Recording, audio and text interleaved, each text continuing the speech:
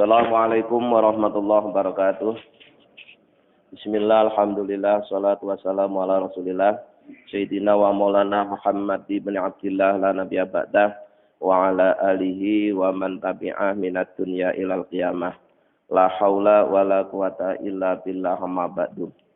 Hadirin ma'asyiral muslimin hafidhakumullah. Pada pengajian yang lalu sudah kami bacakan ayat-ayat firman Allah yang menjelaskan tentang khauf dan juga ayat-ayat Allah yang menjelaskan tentang roja. Yang ayatnya antara khauf dan roja itu dipisah. Berikut ini akan kami bacakan ayat-ayat yang dalam satu ayat itu sekaligus mencakup khauf dan roja atau roja dan khauf. Wa minal ayati, dan sebagian dari beberapa ayat, al-latifati yang lembut, al-jami'ati yang mengumpulkan, bainal khaufi antara khauf war roja'i dan roja. Qauluhu ta'ala adalah firman Allah Ta'ala, Nabi ibadi anni anal ghafurur rahim. Nabi beritakanlah Muhammad ibadi kepada hamba-hambaku, anni bahwasanya aku Allah, ana ya Allah, itu al-ghafuru, zat yang banyak mengampuni, zat yang tidak bosan-bosannya mengampuni dosa-dosa hambanya, ar-rahimu, dan zat yang penyayang. Itu di awal ayat berbunyi seperti itu. Qala fi aqibihi, kemudian Allah berfirman di kelanjutan ayat tadi, wa inna azabi, dan sungguhnya azabku, huwal azabul alim, adalah azab yang sangat pedih. Jadi dalam satu ayat terdapat dua berita. Ya. Berita pertama bahwa Allah itu zat yang tidak bosan-bosannya menerima tobat hambanya atau mengampuni dosa-dosanya, dan Allah itu maha pengasih. Tapi di kalimat berikutnya Allah juga menyuruh kepada Nabi Muhammad untuk memberitakan kepada hamba-hambanya bahwa sesungguhnya siksanya Allah itu sangat pedih.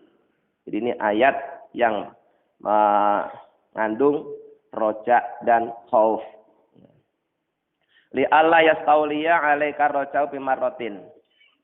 Ketika kita membaca ayat tersebut, agar diri kita tidak hanya dikuasai oleh rasa roja saja, tapi juga harus ada khaufnya.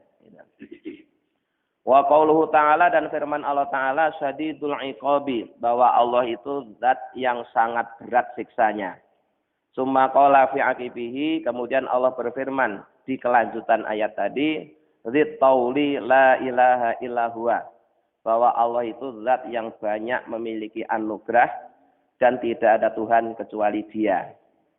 Jadi awalnya syadidul iqab itu adalah khauf, ya. Sementara kelanjutannya zitaul yang memiliki banyak anugerah itu adalah roja. Li alla yastauliya alaikal khaufu bimarratin. Ayat tersebut mengingatkan kepada kita agar kita tidak hanya dikuasai oleh rasa khauf saja. Jadi harus ada rojaknya juga.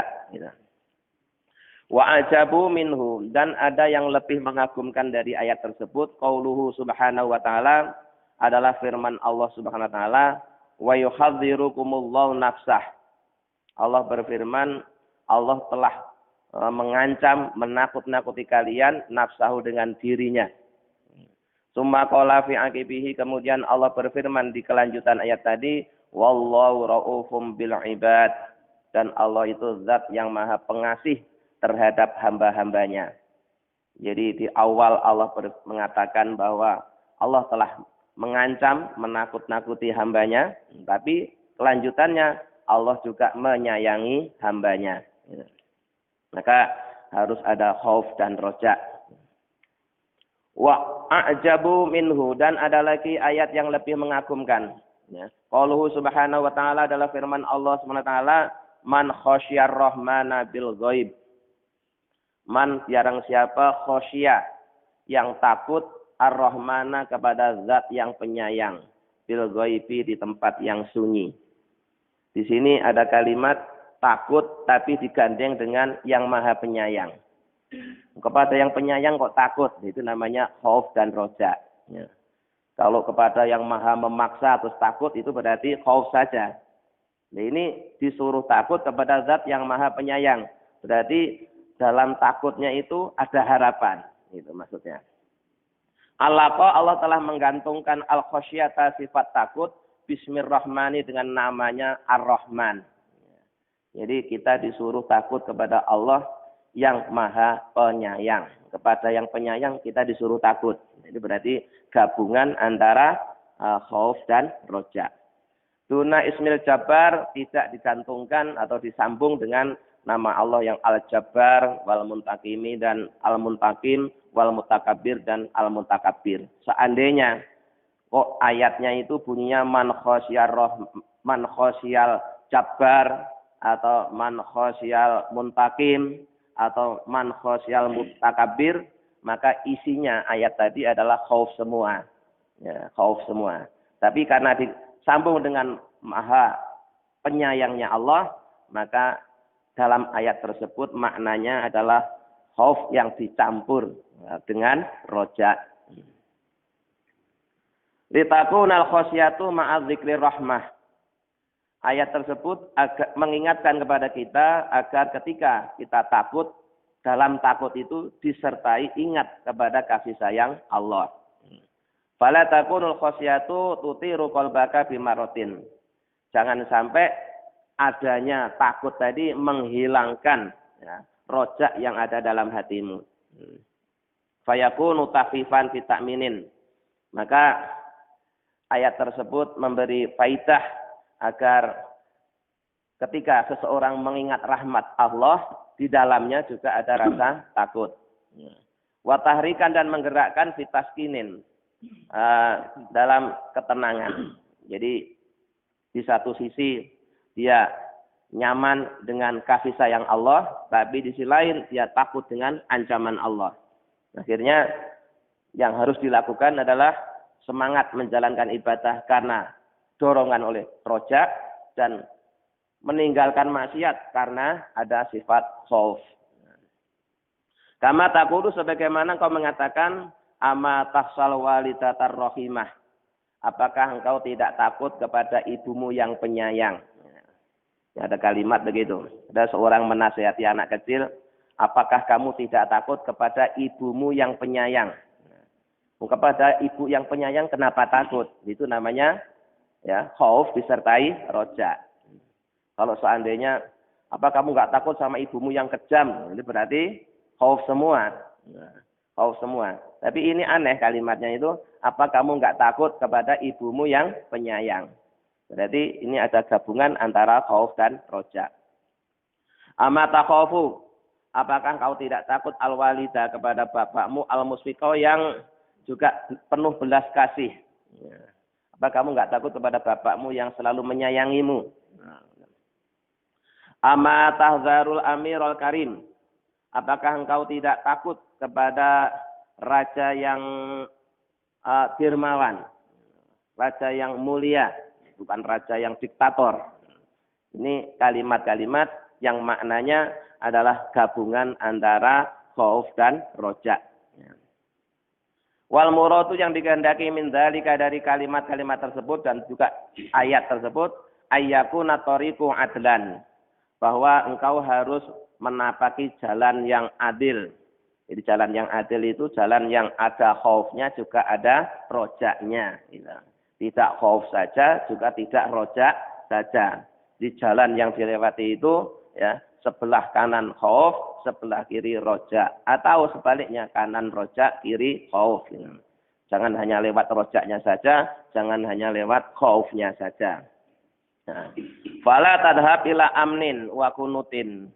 Supaya kalian tidak berada dalam dua keadaan yang bertentangan. Di satu sisi karena hanya lewat rojak akhirnya merasa aman dari ancaman Allah.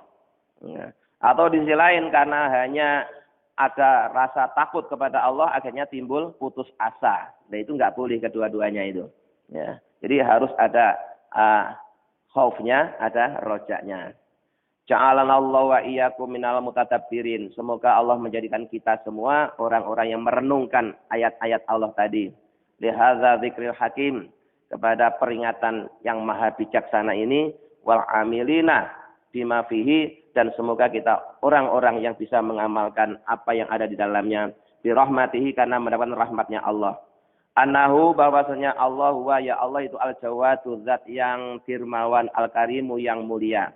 Wala haula wala quwata illa billahil aliyyil azim, dan tiada daya menghindar dari perbuatan maksiat serta tidak ada kekuatan menjalankan ibadah kecuali atas pertolongan Allah yang maha tinggi dan maha agung.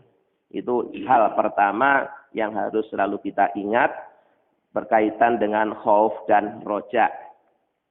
Al-aslusani, kemudian hal pokok yang kedua, kita juga harus mengingat fi af'alihi, terhadap perbuatan-perbuatan Allah Azza wa Jalla, wa muamalatihi, dan perbuatan Allah, ya, kebiasaan Allah.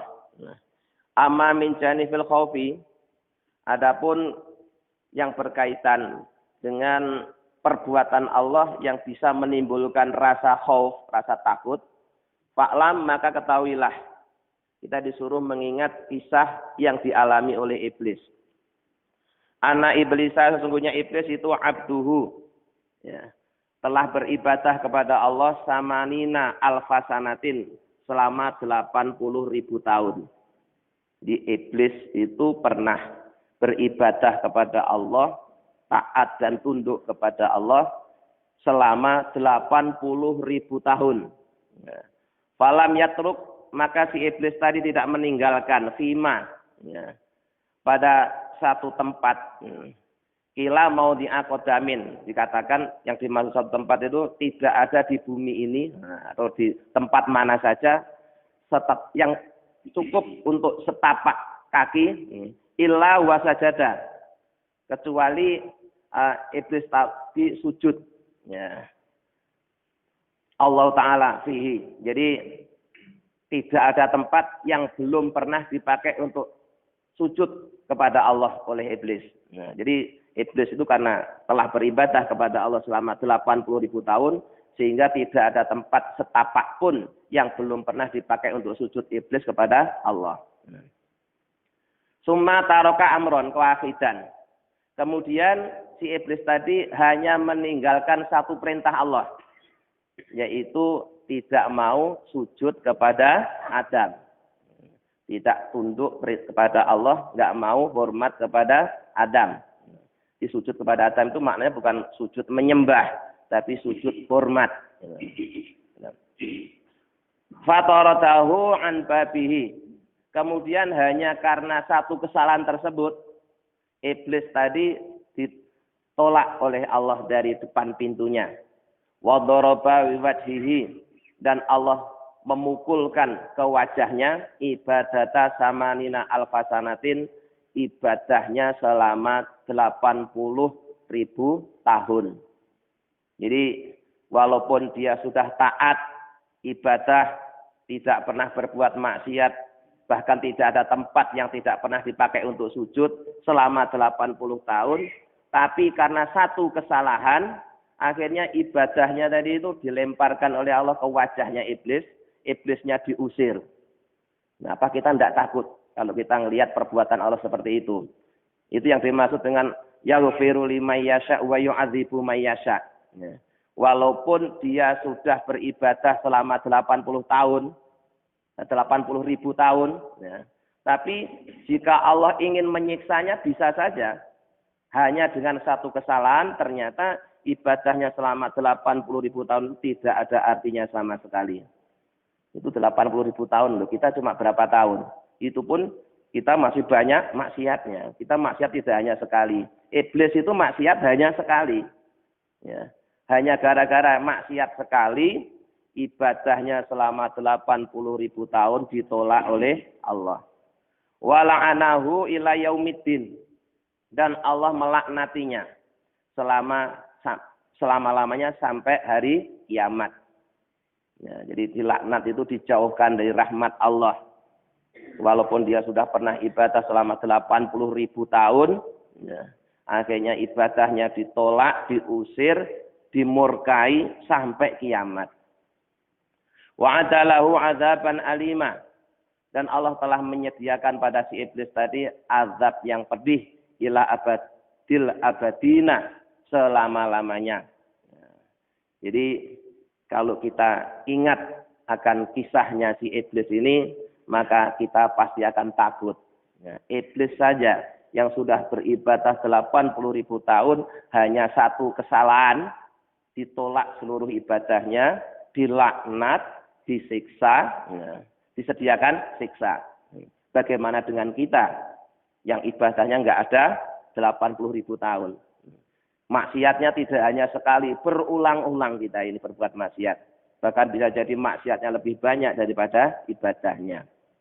Nah, hatta ruya, sehingga diriwayatkan anna shadiqal amina, sesungguhnya Nabi Muhammad SAW ro'a telah melihat Jibril alaihissalam, malaikat Jibril alaihissalam muta'alliqan bergelantungan di astaril Ka'bati, di kiswahnya Ka'bah. Jadi kalau ini tadi yang pertama kisah tentang iblis, yang kedua ini kisah tentang takutnya malaikat Jibril. Malaikat Jibril yang menjadi pimpinannya para malaikat, itu pun juga punya rasa khauf kepada Allah. Salah satunya, buktinya ketika Rasulullah menyaksikan malaikat Jibril itu bergelantungan, berpegangan kiswah, jadi kain yang menutup Ka'bah itu, sambil berkata, wa huwa yasruhu wa yunadi ilahi wa sayyidi la tughayyir ismi wa la tubaddil jismi. Ya, merengek-rengek, nangis, mohon kepada Allah agar namanya tidak diubah dan jasadnya tidak diganti. Padahal kita tahu, malaikat itu makhluk yang tidak pernah berbuat dosa, yang tidak pernah berbuat maksiat. Itu saja masih punya rasa khauf kepada Allah. Itu loh maksudnya. Bagaimana dengan kita yang setiap saat tidak pernah lepas, bebas dari dosa. Malaikat Jibril yang tidak pernah berbuat dosa masih punya rasa khauf kepada Allah. Mohon supaya namanya tidak diganti, tubuhnya juga tidak diganti, tidak diubah. Kemudian yang ketiga, kita disuruh merenungkan yang dialami oleh Nabi Adam alaihissalam. Summa Adamu sallallahu alaihi wasallam sofiyuhu. Nabi Adam ini manusia yang Allah sendiri yang menciptakan. Tidak seperti kita. Kalau kita kan walaupun yang menciptakan Allah, tapi melalui proses melibatkan orang tua kita. Gitu. Nah kalau Nabi Adam itu langsung Allah sendiri. Nggak melibatkan siapa-siapa. Berarti kan hebat Nabi Adam itu. Manusia yang Allah sendiri yang menciptakan tanpa melibatkan makhluk lainnya. Kalau manusia yang lain itu, ya Allah yang menciptakan tapi masih melibatkan orang tuanya. Wa nabiyuhu, dan Nabi Adam ini juga nabinya Allah. Alladzi khalaqahu biyadihi, yang Allah telah menciptakan dengan kekuasaannya. Wa asjada, dan Allah telah menyuruh sujud lahu untuk Adam, atau langsung pada Adam, malaikatahu, pada malaikatnya. Bahkan Allah menyuruh kepada para malaikat untuk hormat kepada Adam. Wa hamalahu ila a'naqihim. Kemudian Allah menyuruh kepada para malaikat untuk memanggul, menggendong Nabi Adam ila jawarihi, dihadapkan ke dekatan Allah. Impasato. Allah telah banyak memberikan anugerah yang sangat luas. Dipersilahkan untuk menikmati semua yang ada di surga kecuali satu. Yang satu ini jangankan kau makan, kau dekati saja tidak boleh. Fa'akala aklatan wahidatan. Kemudian Adam tadi makan cuma sekali makannya itu. Bahkan dalam riwayat belum sampai ditelan. Makanan di surga yang dilarang oleh Allah untuk didekati itu, Nabi Adam baru memasukkannya ke dalam mulut, belum sampai ditelan ke perut itu. Ada yang mengatakan baru nyampe di leher. Lam yu'dzan lahu fiha. yang makan yang tidak diizinkan oleh Allah fiha di dalam surga. Fanutia. Kemudian Nabi Adam tadi dipanggil dengan keras. Allah la yujawiruni man asoni. Ingatlah, tidak boleh mendekatiku orang-orang yang telah berbuat maksiat kepadaku. Padahal baru sekali. Ya. Sekali melakukan kesalahan. Itu pun tingkat kesalahan juga enggak banget. Ya.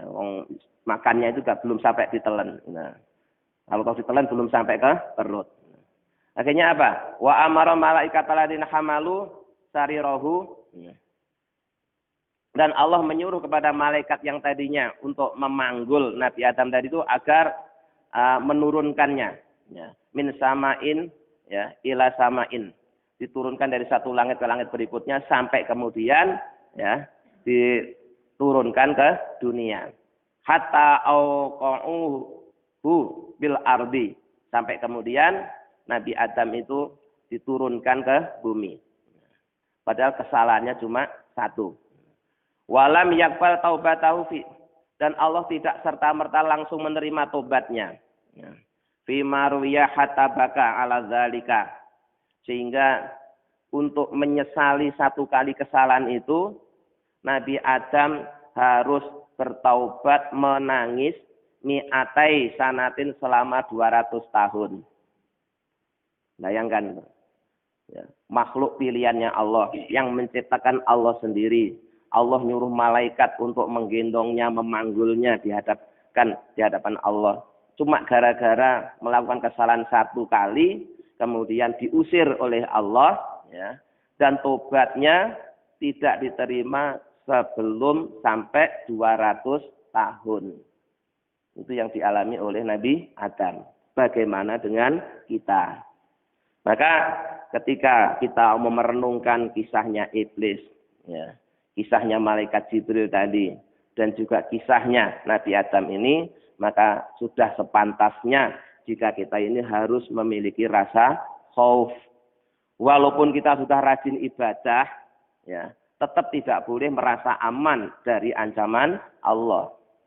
Tetap tidak boleh merasa bebas mengandalkan amal ibadahnya terus pasti masuk surga. Itu belum tentu.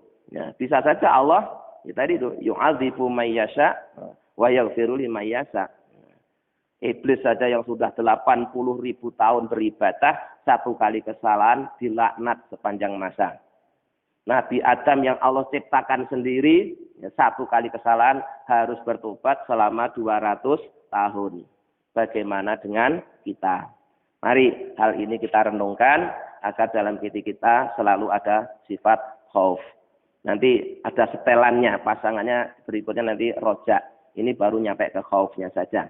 Mudah-mudahan dengan bimbingan Allah kita bisa mengamalkannya. Amin ya rabbal alamin. Allahumma shalli ala sayyidina Muhammad wa ala sayyidina Muhammad alhamdulillahi rabbil alamin. Allahumma inna nas'aluka imanan da'ima yaqinan shadiqan wa qalban khashi'an lisanan dzakira wa rizqan halalan wa ilman nafi'an shalihan. Allahumma ja'alna wa auladana wa dzurriyyatina wa talamizana min ahlil ilmi wa ahlil khair wal ibadah wa la taj'alna iyyahum min ahlil jahl wal ma'siyah. Rabbana atina fid dunya hasanah wa fil akhirati hasanah wa qina adzabannar. Subhana rabbika rabbil izzati amma yasifun wa salamun alal mursalin alhamdulillahi rabbil alamin. Assalamualaikum warahmatullahi wabarakatuh.